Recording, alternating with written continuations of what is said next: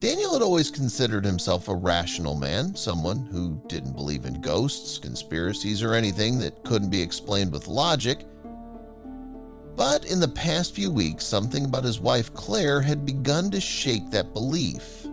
Their life together had always been steady, built on love and routine. They had been married for 6 years, lived in a quiet neighborhood, and enjoyed a peaceful, predictable existence. But then Claire began acting strangely. It started with small things. She seemed distracted, often staring off into space as if lost in thought.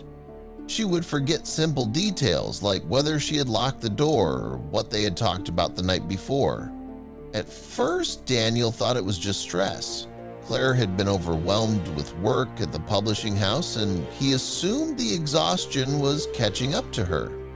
But soon the changes became more unsettling.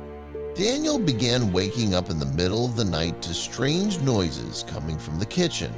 At first, he dismissed them as the house settling or Claire getting up for a drink of water, but when it kept happening night after night, he started paying closer attention. The sound of the fridge door opening, the quiet shuffle of feet, and the soft clinking of dishes, it all seemed too deliberate, too precise. One morning over breakfast, he casually asked Claire if she had been getting up at night. She looked confused, shaking her head. "No," she said with a small laugh. "Why?" He hesitated before answering. "I've been hearing noises. It sounds like someone moving around." Claire frowned, but then shrugged. "Maybe you're just dreaming."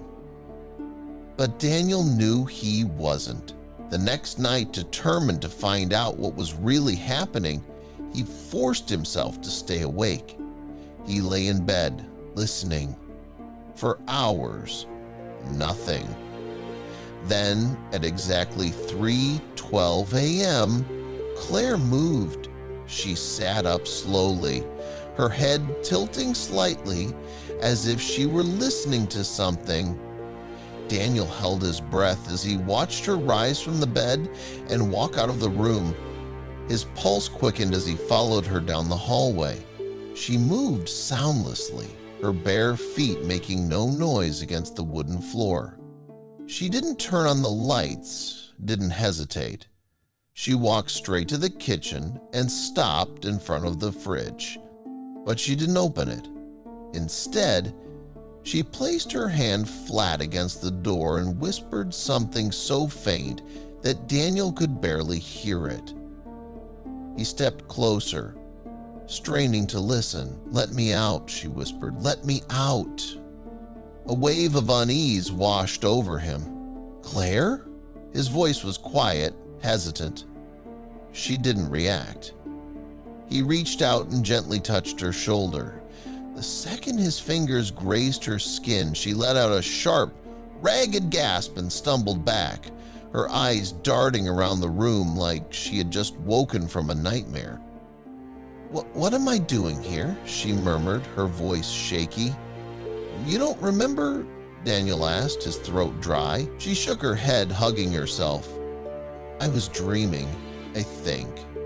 The next morning, she brushed it off, laughing nervously. "I must be sleepwalking," she said. "It's probably just stress." But Daniel wasn't convinced. He had never seen her sleepwalk before, and the way she had spoken in the kitchen, it didn't feel like normal sleepwalking. That night, while Claire slept, Daniel set up a camera.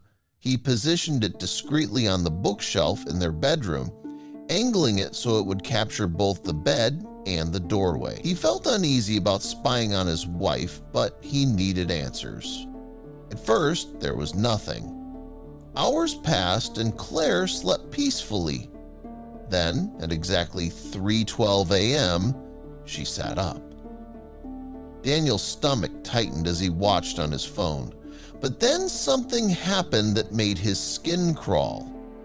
She turned her head directly toward the camera. She shouldn't have known it was there, and yet she stared right into the lens.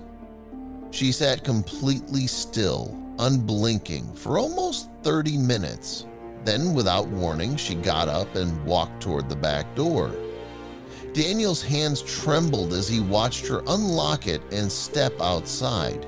He bolted out of bed and ran after her, but when he reached the backyard, she was gone.